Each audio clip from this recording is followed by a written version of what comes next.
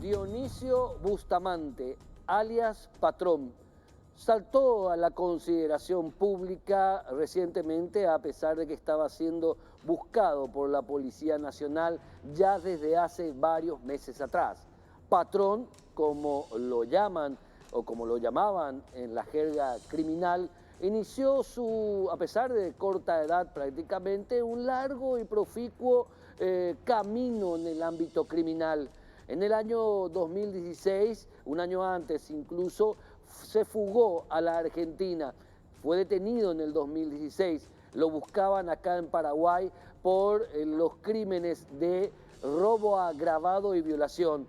Tardó 4 años la justicia paraguaya en lograr la extradición de Bustamante. Ya al poco tiempo de estar en el Paraguay, sus abogados defensores pidieron por compurgamiento de la pena mínima en prisión preventiva que él mismo sea beneficiado con arresto domiciliario. El juez de su causa en ese entonces, estamos hablando de finales del año 2020, que ya está jubilado, no tuvo Blas Salvador Zorrilla Aldana, hoy un ex juez, no tuvo otra opción que otorgarle el arresto domiciliario, a pesar de que la expectativa de pena que pesaba sobre él era de hasta 20 años de cárcel por los crímenes que él había mencionado. Luego él es enviado en arresto domiciliario a la casa de su hermano mayor en Mariano Roca Alonso. Sin embargo, poco tiempo él cumplió con el arresto domiciliario, pasó después de unos meses a la clandestinidad e inició una especie de rally del crimen, desarrollando asaltos, desarrollando robos agravados, desarrollando extorsiones, secuestros e incluso el homicidio de sus tíos, de una pareja de ancianos a quien él culpaba de haber dado su identidad y haber facilitado su detención. Este asesinato a sangre fría es uno de los 10 asesinatos a los cuales a él se le vincula directamente como autor material o como instigador. Más allá del trabajo de la policía que logró detenerlo en los fondos de la extensa propiedad que posee su familia, no es menos cierto de que hay que revisar cuál fue el tratamiento en torno a este considerado criminal de alto vuelo, que tiene incluso algunas características de psicopatías, algunas características que merecían una atención un poco más personalizada, un poco más interesada por parte de la justicia, atendiendo que en nuestro país grandes criminales tienen beneficios casi fácilmente y pequeños delincuentes son enviados al fondo de la cárcel. Hoy día podemos decir que por esta situación la justicia paraguaya, el sistema jurídico paraguayo que debe proteger a la ciudadanía honesta y trabajadora de este tipo de criminales, tiene manchadas las manos de sangre inocente. Más allá de las consideraciones de este caso en particular, podemos hablar de lo que resultó en la aplicación de una medida menos gravosa contra alguien que por lo menos tendría que haber pasado para ese beneficio procesal por un examen psiquiátrico, por un examen toxicológico, por algún tipo de medida. No se le puede dar a una persona que estaba buscada por robo agravado y violación, y que estuvo varios meses prófugo, medidas alternativas a la prisión que si bien tenían que haberse dado por lo que marca el marco procesal, no es menos cierto que un delincuente común no puede ser tratado como un alto delincuente con características especiales, y un delincuente con características especiales como Patrón Bustamante no podía haber sido tratado como un delincuente común. ¿Se tendría que haberle dado el arresto domiciliario? Sí, por lo que marca el proceso. Pero no es menos cierto que una medida alternativa a la prisión como un arresto domiciliario sin control especial, mucho más estricto en torno al individuo, era totalmente un paso inadecuado. Y ese paso inadecuado lo dio el sistema. Y por eso podemos decir que hoy día el sistema, la estructura de justicia del Paraguay tiene, podríamos decir, nuevamente las manos manchadas de sangre. Este caso debe ser auditado muy, pero muy profusamente, muy profundamente. El patrón, luego de violar su arresto domiciliario, hizo lo que quiso, pues tenía la venia de la estructura judicial a su favor. A la vuelta del corte, un tema que les va a llamar muchísimo la atención.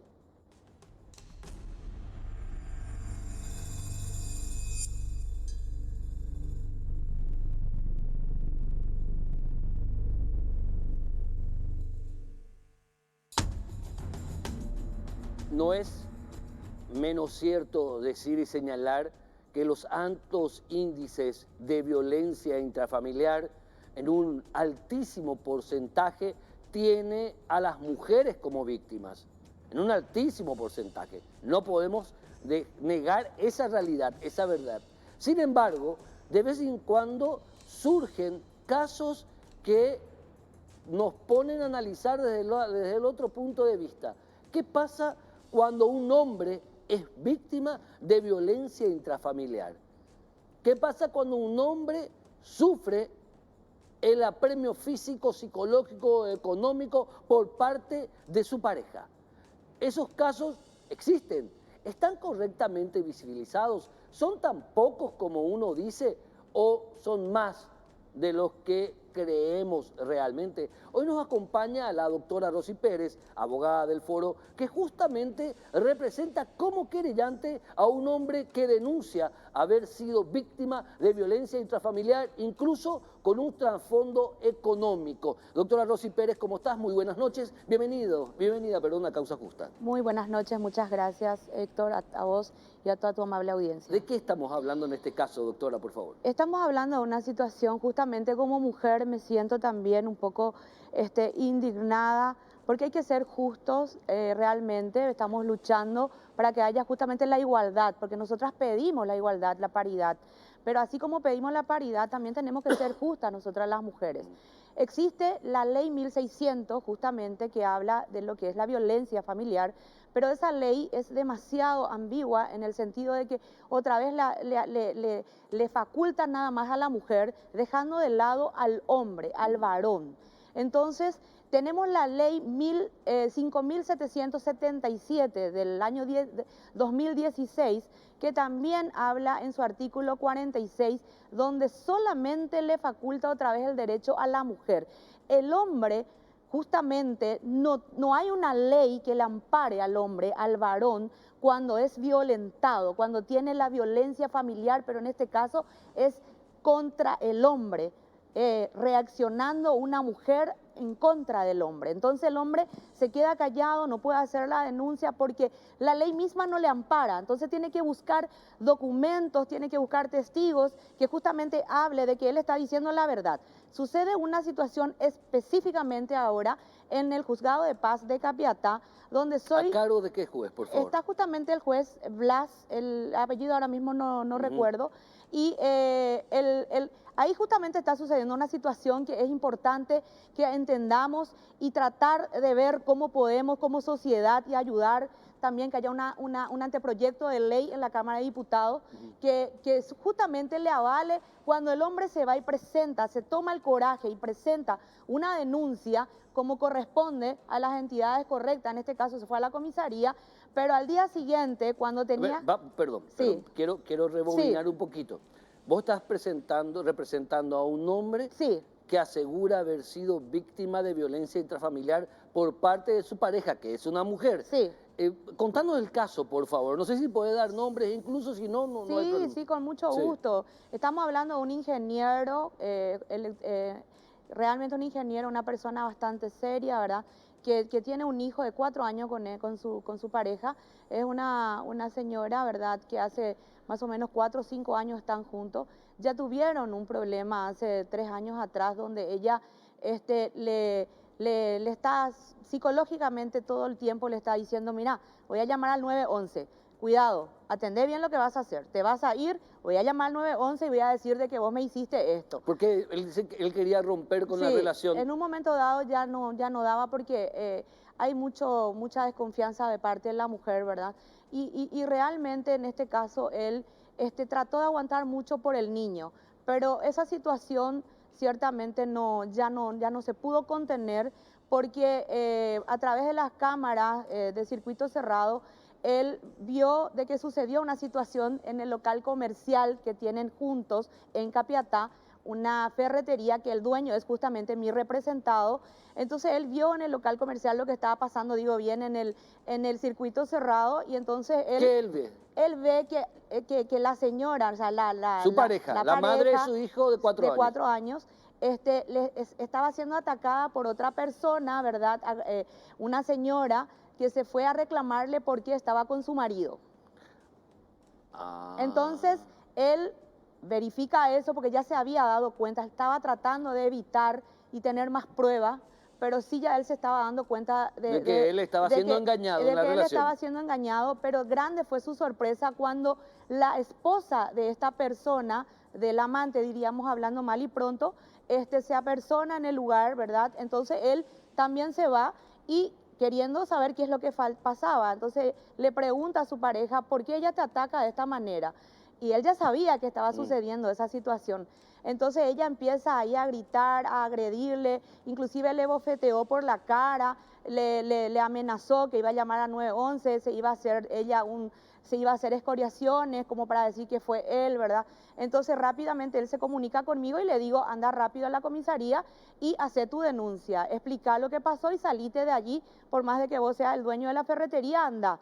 Porque ellos viven en Cacupé, ellos residen en la ciudad de Cacupé, pero tienen su salón comercial acá en Capiatá. Perfecto. Entonces él se va, hace su denuncia, esa denuncia tenía que pasar al juzgado de paz como corresponde. Él se va a hacer una denuncia seria. Él se va a hacer una denuncia seria en la comisaría y la gente de la comisaría debían pasar eso al juzgado de paz. ¿Qué comisaría? La comisaría es justamente la que está ahí en Pozo...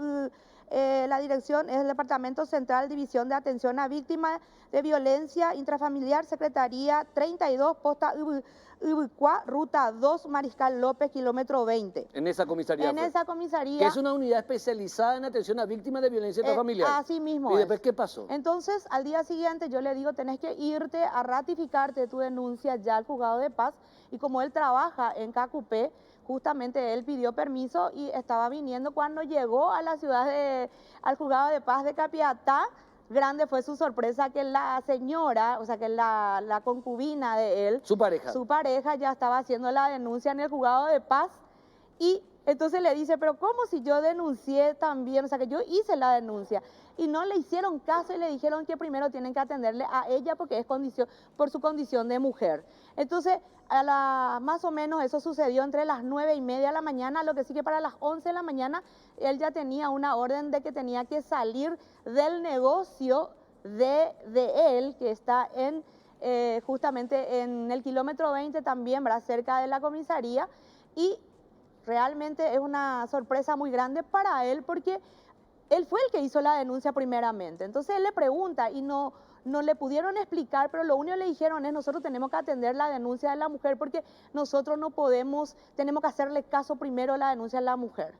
Y entonces yo le digo a él, me llama y me comenta eso, yo tenía que venir a la ciudad de Piribebuy, llego y nos fuimos hasta la comisaría, le explico a la gente de la comisaría lo que estaba sucediendo, y la gente de la comisaría me explica a mí que no pudieron ellos hacer el tema de excluirle a mi representado hoy, ¿verdad? En ese entonces al señor Víctor, no le podían excluir de ese salón comercial porque él no se encontraba. Entonces le explica, porque había ya una orden donde tenía que excluirle a él e incluirle a ella dentro del hogar, dice, que es ¿verdad? el negocio. Pero realmente es el negocio, no es el hogar. No es el hogar. No es el hogar. Es el negocio. Es el negocio. Y el que negocio, es un negocio muy importante. Es un negocio muy importante, en un lugar bastante importante. Sí. Entonces, grande fue la sorpresa entonces cuando me comenta personalmente a mí la oficial y me dice que la señora agarra y le rompe el acta y le dice que no le importa, que ahí va a entrar ella porque ese es su lugar, es el lugar donde ella vive y que no le importa. Y entonces ella cambió la cerradura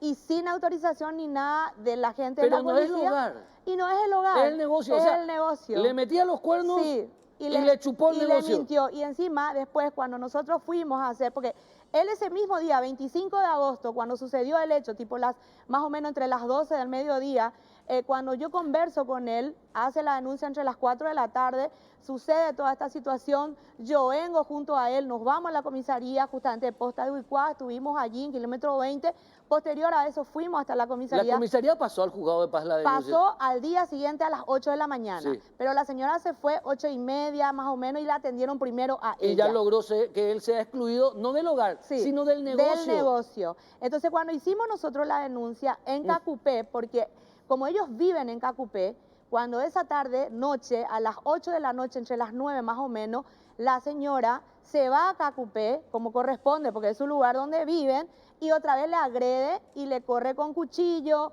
le tira un trozo de madera, como para poder asustarle, porque él siempre se callaba.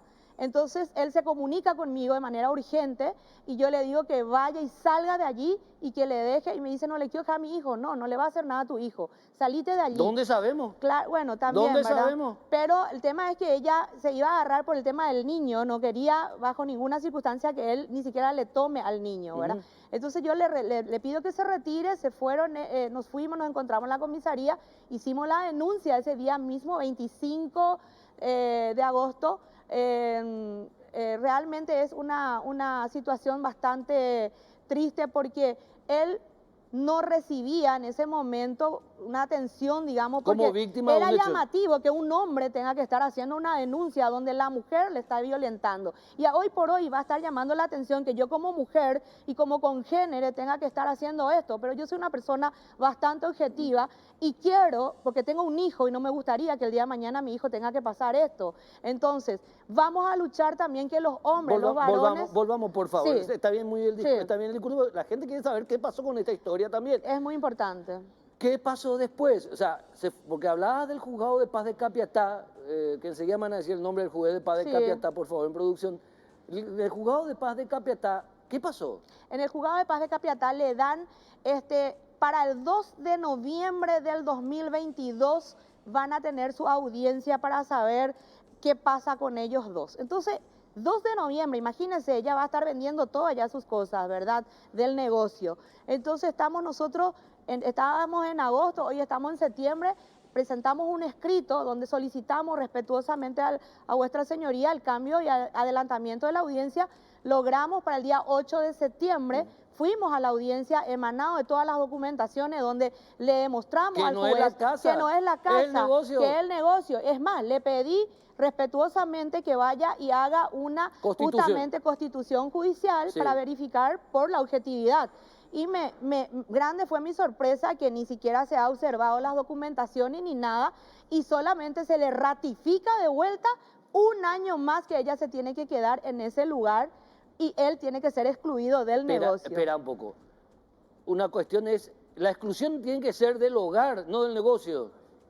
Claro, porque ella mintió, ella dijo que ese lugar donde está el negocio es la casa, pero ella está faltando a la verdad y nosotros hemos demostrado, porque justamente hay una parte que es importante aclarar, de que si bien nosotros no tenemos una ley que le ampare al hombre, tenemos una Secretaría de Género de la Corte Suprema de Justicia y esta situación justamente es importante porque en el artículo 48 explica de que la igualdad del derecho del hombre y la mujer. Eso le expongo al juez y le digo, la Secretaría de Género de la Corte Suprema de Justicia le faculta al juez que por lo menos le tenga en cuenta al hombre, al varón, que también es víctima. Lo que está diciendo. Entonces, o sea, él descubre que confirma a través de testimonio de una tercera persona que su pareja, mamá del hijo en común, de ambos de 4 años, le metía los cuernos. Va, le aborda, él es echado, luego se va y sale del negocio, que es un negocio muy importante, muy grande en Capiatá.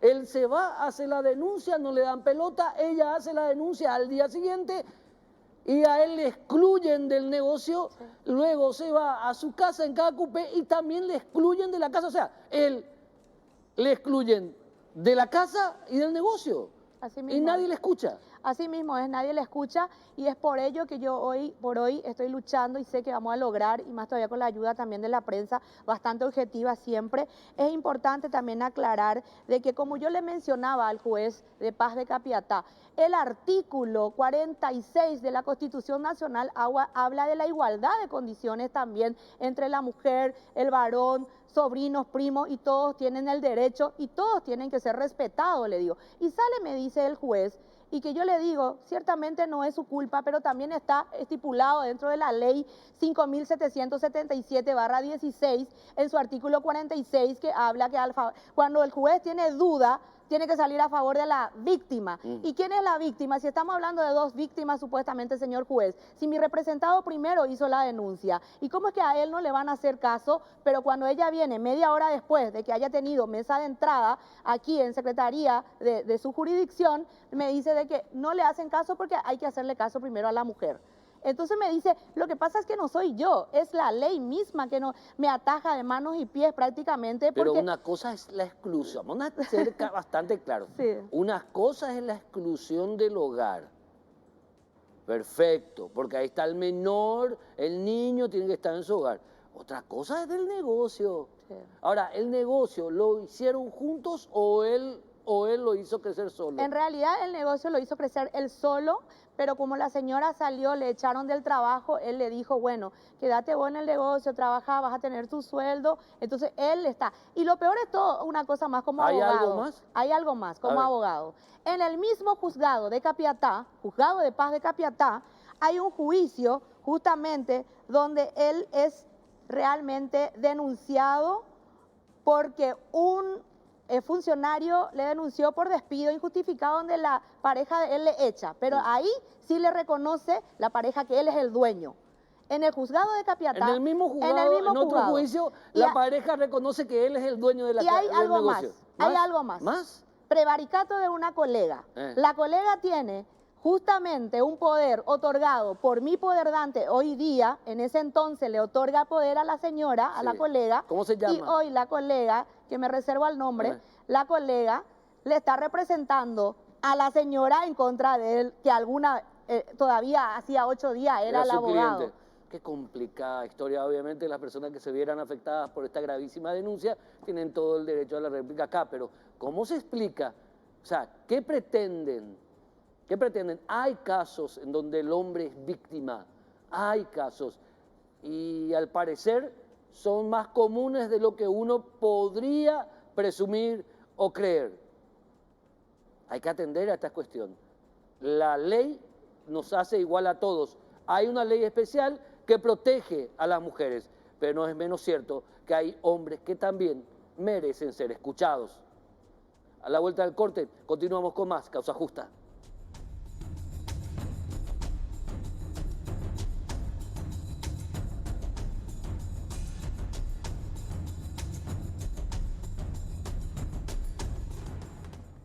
Días atrás se han dado ya 2 años del secuestro del ex vicepresidente de la República, Óscar Dennis, una persona que en lo político y en lo personal es conocida o sigue siendo reconocida por tener un alto valor moral, ético y también ser una voz autorizada en el ámbito de la política nacional.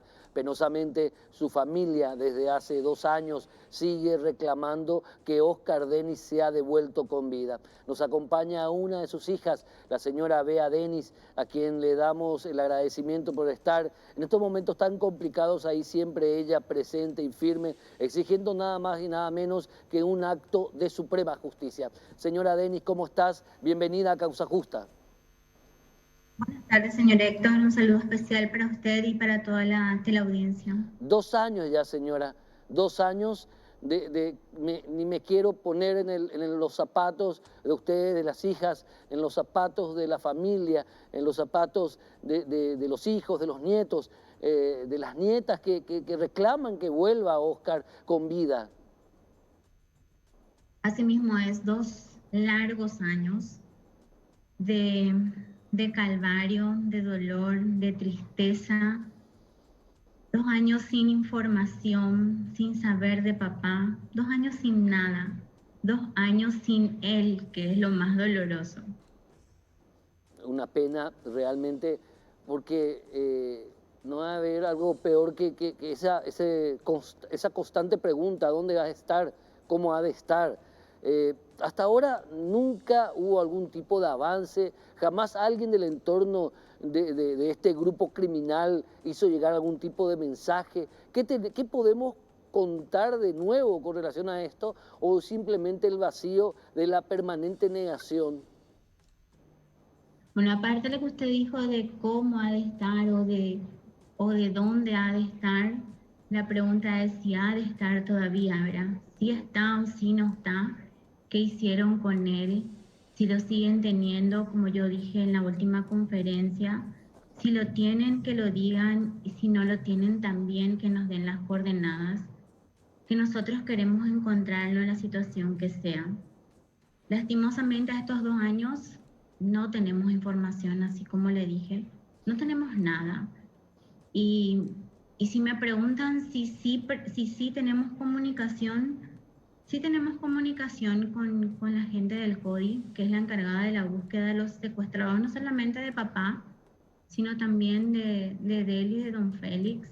Sí, con ellos diríamos que casi a diario es la comunicación. Con las demás autoridades ya casi nula, diríamos.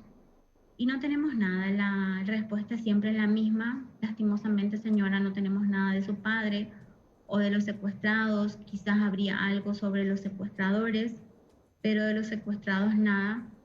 Y también me preguntan mucho si no nos llaman las autoridades a nosotras. Y generalmente no. Y a veces nos preguntan por qué. Y yo digo, y bueno, porque no tienen nada que decir o nada nuevo. Y esa respuesta que siempre dan de decir fuerza, estamos con ustedes. Nosotras, aparte de la fuerza, de esa palabra fuerza, ya a estas alturas queremos resultados. Se agradecemos el apoyo y la solidaridad de tanta gente, pero de tanta, del pueblo paraguayo, así como dije, familiares, amigos, conocidos y hasta desconocidos que nos llaman a dar esa fuerza. Pero esto es responsabilidad del Estado, el que no le garanticen a los ciudadanos la seguridad y la libertad es responsabilidad del gobierno, y por lo tanto a estas alturas el esfuerzo ya no es suficiente, sino que ya deben dar resultado, algo, alguna información deben dar, algo se debe tener. Pero no se acercaron ni siquiera a ustedes personas con algún tipo de información que no sean de las fuerzas de seguridad, con algún dato. ¿Ustedes no siguieron investigando por su parte, señora Bea? Nosotras seguimos por nuestra parte investigando, seguimos informaciones, sí se acercan muchas personas. Sí, también aprendimos en estos 2 años a filtrar las informaciones, aprendimos a escuchar, porque esa información que a veces nos llega hace que nos aceleremos un poco y querramos atropellar o hacer muchas cosas que no se pueden, ¿verdad? Que si bien no sabemos ni siquiera si la información a veces es cierta, por eso te digo que aprendimos a filtrar informaciones, y si vamos, si recorremos, si le buscamos a papá. Después de esta última nota que había traído el profesor sobre si habría información de Lichita, podría haber un trueque de información con papá, si también empezamos a preguntar sobre ella y tampoco pudimos obtener algo. Y las personas sí cuentan, si bien a veces no llegamos a lo que queremos, pero sí vamos a donde nos dicen, empiezan a contar algo, pero hay muchísimo temor, tienen mucho miedo a la represalia, a lo que pueden hacer después, a lo que pueda pasar con ellos, y eso se percibe muy fácilmente. Si me permitís una infidencia o una pregunta incómoda, por favor, señora Bea, mil disculpas, esto no se trata de morbo ni de amarillismo, es simplemente profundizar un poco en la historia de familias como la tuya, que lo único que están pidiendo es que devuelvan, o sea, lo único que están pidiendo es saber algo de un pariente tan importante como un papá o un abuelo. De todas las informaciones que ustedes recibieron, ¿cuál fue la información que a ustedes más les llamó la atención y que incluso les puso a ustedes sobre algún tipo de pista que ustedes consideraron que era seria esa pista, si se puede saber? Bueno, varias. A veces por los lugares que mencionan son cercanos al lugar del secuestro o cercanos al establecimiento. Por la edad de papá, por su situación, por sus problemas de salud, si bien ella no estaba caminando así muy bien, es difícil que pueda llegar a ciertos lugares, a lugares muy lejanos. Entonces, cuando nos vienen a contar algo, eso generalmente hacemos el primer filtro de los lugares cercanos, cuando nos hablan de comunidades, cuando nos hablan de establecimientos. Entonces, sí vamos. Y cuando eso es lo que más nos llama la atención, los lugares que mencionan la cercanía al establecimiento o al lugar donde se le llevó a papá. Y a veces hasta nos hablan de lugares donde hasta nos dijeron donde se los vio que podía estar ya, digamos, enterrado. Y hasta fuimos a ese lugar, pero no, resultó no ser cierto de nuevo, que resultó ser que no fue él el que vio, fue otra persona, esa otra persona. Y vamos así, de persona en persona, recorremos y pasan los días y de nuevo, como yo digo, amanecemos con una esperanza, pasan las horas, anochece, volvemos a despertar con la misma esperanza y así van pasando las horas y es como también digo, a veces es como morir un poquito cada día, un cuentagotas, es un calvario, es no poder cerrar esto nunca, no terminar nunca con esto y bueno, algo que hasta ahora por lo menos no podemos cerrar. No, es muy fuerte cuando una hija dice, lo único que quiero saber es si ya ha fallecido, quiero ir a saber dónde está su cuerpo para enterrarlo dignamente. Que eso diga una hija es algo tan fuerte que no es ni siquiera dimensionado y penosamente nos olvidamos nosotros, no solamente de las víctimas del secuestro directamente, sino de las víctimas colaterales, sus familias, sus amigos, sus parientes. Nos olvidamos de los Denis. Nos olvidamos de la mamá de Delio, nos olvidamos de todos como sociedad. Y por eso que esa impunidad que campea es lo que es triste también, señora Bea. Así, por eso es importante que ustedes nos ayuden con esto. Y siempre doy las gracias a todos los medios de comunicación, porque es a través de ustedes que nuestra voz llega a todos los rincones del país. Que la gente recuerde siempre y nos apoye en todo esto. Que recuerde que hay 3 paraguayos que siguen privados de su libertad. Que hay 3 paraguayos que están lejos de su hogar. Papá, Edelio y don Félix.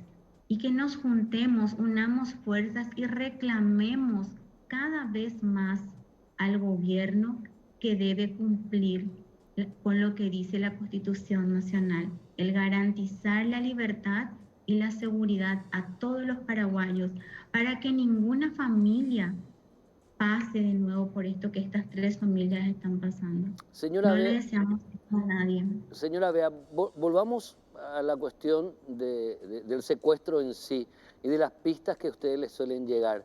Dentro de estas pistas, ¿nunca hubo una prueba de vida de ningún tipo o por lo menos algo que a ustedes, algo que podría haber estado en poder del ex vicepresidente? No hay nada, nunca hubo algo más concreto y más tangible que un testimonio, señora Bea. Nada, nunca hubo nada. Y aún no habiendo nada, nosotras cumplimos con lo que ellos pidieron, con los requerimientos de las provisiones. Pedimos antes de eso esa prueba de vida, pedimos saber algo, alguna prueba, algo que nos diga que papá esté vivo o alguna señal que nos den, pero no recibimos nada. Independientemente a eso, sí cumplimos con lo que ellos pidieron en tiempo y forma, con mucho sacrificio, con la ayuda de muchísima gente. Pero nada, después de ese primer requerimiento que hicieron de las provisiones y de que se le libere a los que están privados de su libertad, como Carmen y Alcides, que no están en nuestras manos, ¿verdad? Y obviamente que el gobierno dijo desde un comienzo que no va a negociar con criminales. Eso no lo pudimos hacer. Llegó una segunda nota para la familia en la casa en el establecimiento del señor Listrom, donde no tampoco daban prueba de vida a papá, sino más bien eran propagandas de ellos, como siempre, de la filosofía de ellos, de los grupos, de lo que querían, reivindicaciones sociales. Querían que demos a publicar, pero tampoco lo hicimos porque también pedimos prueba de papá y no nos dieron, no nos hicieron llegar. Tampoco dimos en ese entonces a publicidad de esa nota. Y lo último fue lo del profesor, que al ser liberado él, trajo ese memory card con una nota donde decía que si el gobierno realmente, la carta era para el gobierno, daba alguna información de Lichita, que ellos darían información de Delio y de Oscar, de papá. Eso es lo último que tuvimos conocimiento, pero no, nosotras seguimos buscándole a papá y también buscándole a Lichita, pero nada, ni de papá ni de ella tampoco. Hay informaciones de que lo ubican, que a tu papá no lo llevaron muy lejos del lugar donde fue secuestrado. Eso ustedes siempre manejan esa información, que no pudo haber sido llevado muy lejos. Es lo que nosotras nomás decimos por la situación de papá. Aunque conociéndole a papá, papá es muy resistente, papá tiene mucha fortaleza, es por más de que se encuentre débil. A veces le decíamos, no sé papá de dónde saca fuerzas cuando hacía ciertos trabajos ya, ¿verdad? Y él decía, no, yo puedo todavía, déjenme hacer que yo puedo todavía, ¿verdad? Nosotros le conocemos a papá, sabemos de su fortaleza, por eso siempre le decimos, y yo también le volví a decir ahora que si puede resistir, que resista, que nosotras vamos a estar con él siempre, dándole esa fuerza que necesita siempre, pero que ya queremos saber de él. Queremos saber si está, si no está. No perdemos nunca la esperanza de poder encontrarnos de nuevo con él. Bueno, pero si no podemos, por lo menos llegar a él en la situación que esté. Nunca nadie, finalmente, nadie del grupo criminal se puede decir que mostró algún tipo de piedad, ni mucho menos. Pero el soporte político de este grupo criminal, ¿nunca se pusieron en contacto con ese soporte político? Y mira que hablamos con mucha gente. Si vamos a hablar de soportes, hablamos, creo que con todos los soportes políticos y no políticos que puedan tener, Que pero no, no, que no negaron tener vinculación con ese grupo. siempre niegan tener vinculación, pero bueno, es como se dice a veces un secreto a voces. Tampoco vamos directamente a decirlo, ustedes forman parte o Claro. son, siempre preguntamos y vamos queriendo encontrar a papá de alguna información y siempre buscando la ayuda y el apoyo de todas las personas, de todas. Señora Bea Denis, finalmente, ¿cuál es su mensaje al objetivo que usted quiera, por favor? Ahora sobre todo dirigirnos a ellos, o sea, dirigirme a ellos como lo hice en esta última conferencia LPP, que se ponga en comunicación con nosotras, con la familia, que busque esa persona, el canal, el medio, lo que fuera, que nosotras vamos a volver a negociar. Queremos saber de papá, queremos saber de él si está, si no está, en la situación que fuere, que nosotras estamos dispuestas a negociar. A papá, si por ahí me está escuchando, él sabe que nosotras estamos con él siempre. Él nos conoce, pero a cada una muy bien. Y sabe perfectamente que no vamos a parar hasta encontrarlo. Así como dije, no importa cuánto tiempo nos lleve esto, que tarde o temprano lo vamos a encontrar. Señora Bea Denis, muchas gracias por el testimonio y más que nada, desde el humilde puesto que uno ocupa, intentar comprender por lo menos el dolor por el que están pasando ustedes. Un abrazo grande, señora. Para usted otra y gracias por el apoyo. Saludos a la audiencia. La señora Bea Denis, hija del ex vicepresidente de la República, Oscar Denis. Ya nada se puede agregar a todo lo que dijo ella, desde el dolor de alguien que reclama simplemente saber dónde está su papá. A la vuelta del corte, el último bloque del día de hoy.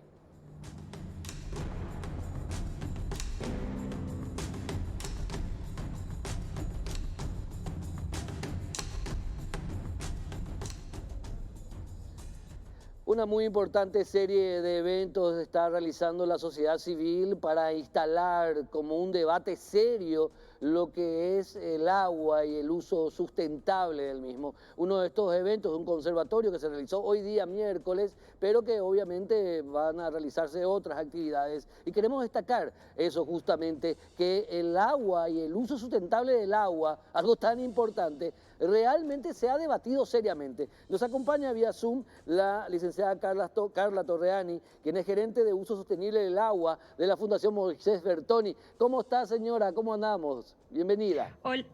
Hola Héctor, ¿cómo estás? Muchas gracias por darnos este espacio. Sí, estoy representando un poco a la Fundación Moisés Bertoni, pero también al Observatorio Ciudadano de Agua y Saneamiento, del cual la Fundación es parte, ¿verdad? Junto a otras 11 organizaciones. Como bien dijiste, desde este espacio de la sociedad civil, en este contexto un poco de debate sobre agendas políticas, agendas programáticas, nos parece indispensable posicionar el tema agua como una prioridad a nivel nacional. Y vemos que nos estamos viendo actualmente en las conversaciones. Y lo que queremos es justamente reconocer cómo el agua, como algo indispensable en todos los aspectos de nuestra vida, es necesario que sea priorizado si queremos hablar de desarrollo, si queremos hablar de generar condiciones para una vida digna. Entonces, en relación a eso es esta campaña que estamos impulsando desde el observatorio, en alianza ahora con Paraguay Ahora. Paraguay Ahora también es una plataforma de discusión sobre la agenda política.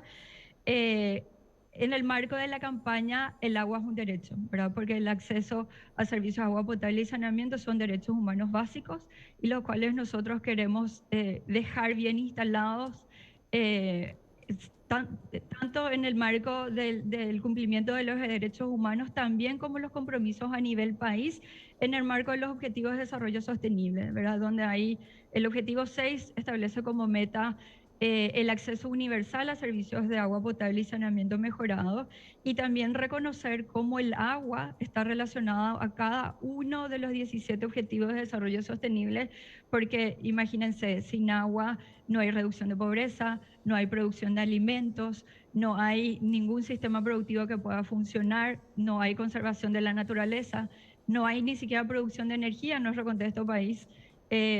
Afecta ciudades sostenibles, afecta absolutamente en todos los espacios de nuestra vida. Ahora, no hay vida, sin agua no hay vida. Exactamente. Partamos de esa base absolutamente, y es como si fuera que dentro, y no es solamente el pecado de la sociedad paraguaya, sino un pecado incluso de sociedades más avanzadas, considerar al agua y el debate con respecto a su conservación, con respecto a tenerla protegida como un bien social, como una cuestión exógena, hasta incluso ideologizada. Estamos cometiendo un pecado terrible, a mi humilde entender, pero son ustedes los que más saben, de considerar al tema del agua potable, del uso racional de la misma, como un elemento que tiene más que ver con ideologías que con una cuestión de supervivencia como humanidad. Así es. Bueno, y también visibilizar un poco esta fecha 14 de septiembre. Es reconocida a nivel internacional como Día Internacional de la Gestión Comunitaria del Agua. Y a lo mejor mucha gente no conoce siquiera qué es la gestión comunitaria del agua.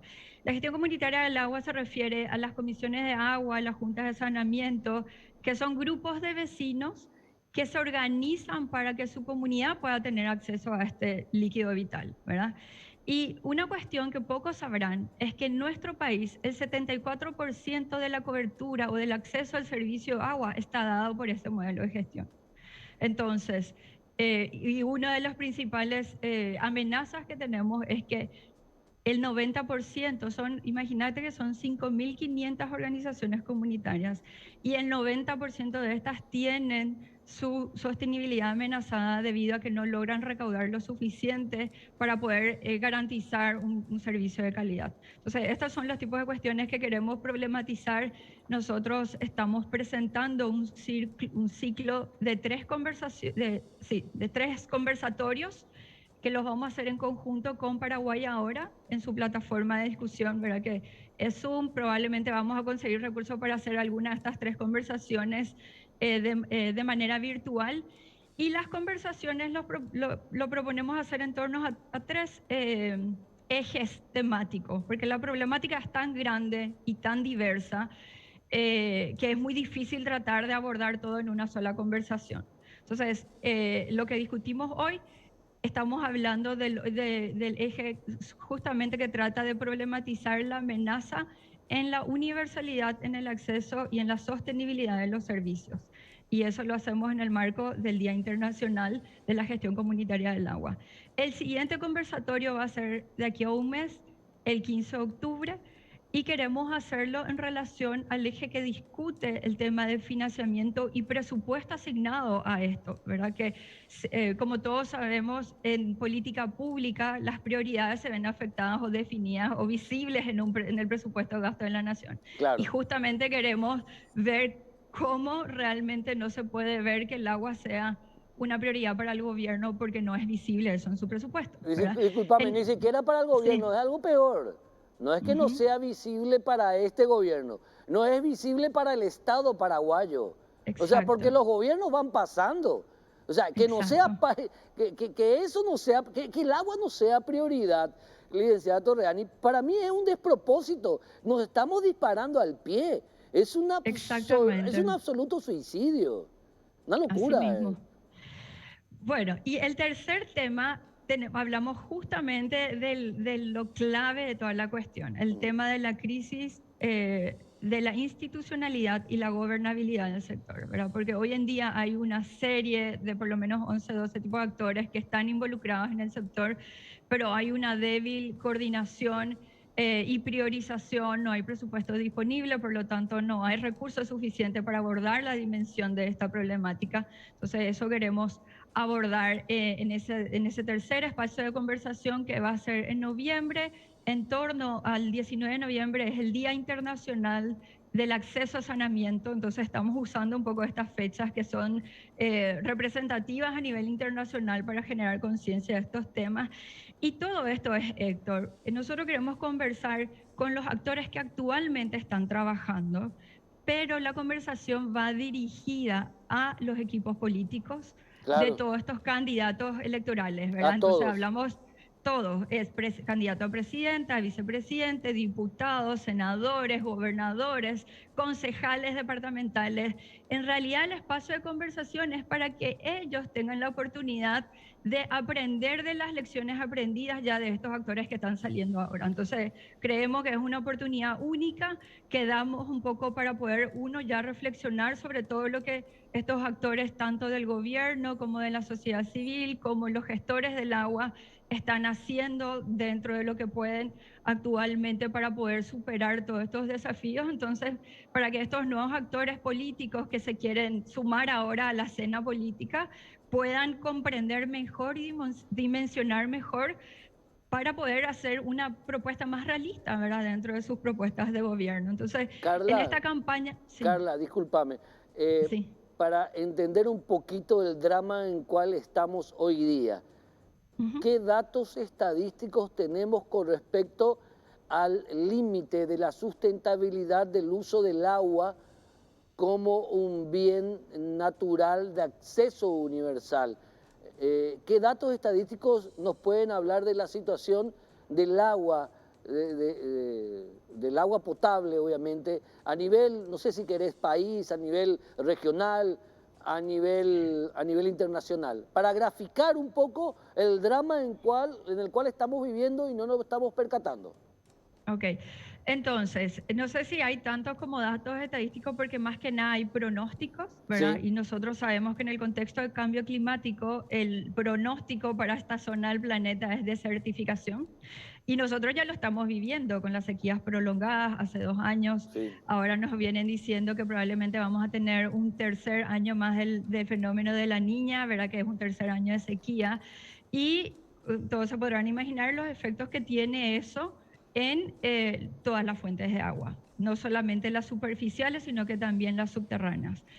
Eh, el efecto que tiene ya eso hoy en día son numerosas, no te puedo dar cifras, pero hay una cantidad, y sabemos que es una cantidad que actualmente está recibiendo de pedidos del Estado de comunidades que ya tienen sistema, pero se secaron sus fuentes. Entonces, imagínate con la inversión millonaria que hace el gobierno en sistemas de agua, ahora te sirve como algo decorativo porque ya no te sirve para proveerte agua porque las fuentes se están secando. Entonces, esas son las discusiones, no solamente a nivel nacional, sino acá internacional, que hoy en día para garantizar el acceso a los servicios de agua no es suficiente con construir una infraestructura, es necesario una política pública fuerte en conservar los recursos. ¿Verdad? Acá más que nada nosotros tenemos que garantizar poder conservar los recursos, hacer un uso racional del agua y evitar por sobre todo la contaminación, ¿verdad? Que también es otra amenaza, Sí. además del cambio climático que estamos teniendo sobre nuestras fuentes de agua, ¿verdad? Carla Torreani, Mañana, mañana, sí, sí, sí, Carla no, Torreani, sí. no, no, disculpe, te estoy interrumpiendo, hay un delay, pero sí te escuchamos finalmente. No, justamente una de las cuestiones que estamos tratando de visibilizar, los panelistas que tenemos en la sesión de hoy eran justamente representantes de gobierno, que estaba la ingeniera Sara López, directora general del SENASA. Ella justamente va a estar hablando de estos desafíos, ¿verdad? Para poder cubrir con toda la demanda que ellos tienen hoy en día, que sobrepasa ampliamente las capacidades que ellos tienen de responder. Ahí hay un desafío grande en manos del gobierno. Y también escuchamos la voz de la gestión comunitaria del agua en representación a ellos, una asociación de juntas de saneamientos de Ñembucú, compartiendo todos los desafíos. Escuchamos a la academia, escuchamos a la sociedad civil para poder discutir la problemática desde diferentes puntos de vista Bueno, y eso. Y vamos a estar discutiendo eso en toda la serie de conversaciones que vayamos teniendo, ¿verdad? Carla Torreani, realmente un placer hablar contigo y todo el acompañamiento a este avance o a esto que necesariamente la sociedad civil está queriendo instalar a través de organizaciones como la que integras. Muchas gracias. Muchas gracias, Héctor, y un saludo a toda la audiencia. Hasta luego. Carla Torreani, de entre otras organizaciones, gerente de utilización de recursos del agua racionalmente de la Fundación Moisés Bertoni. Finalmente, ven usted, esta copa contiene agua. Ya en algunos lugares del mundo, esta misma copa vale, esta agua vale como una copa de vino en algunos países. Beber agua es tan caro como beber vino. Dentro de no pocos años, las generaciones que vengan detrás nuestro van a tener al agua como un bien valuado incluso en oro. Y no es que estemos haciendo campañas exageradas. Dense cuenta, estamos en el tercer año de sequía en Paraguay y esto recién comienza. Así que tengamos al debate sobre el agua y su uso racional no como una cuestión de política, tengamos a esto como una cuestión de supervivencia como humanidad. Nos vemos en la próxima edición de Causa Justa. Chao.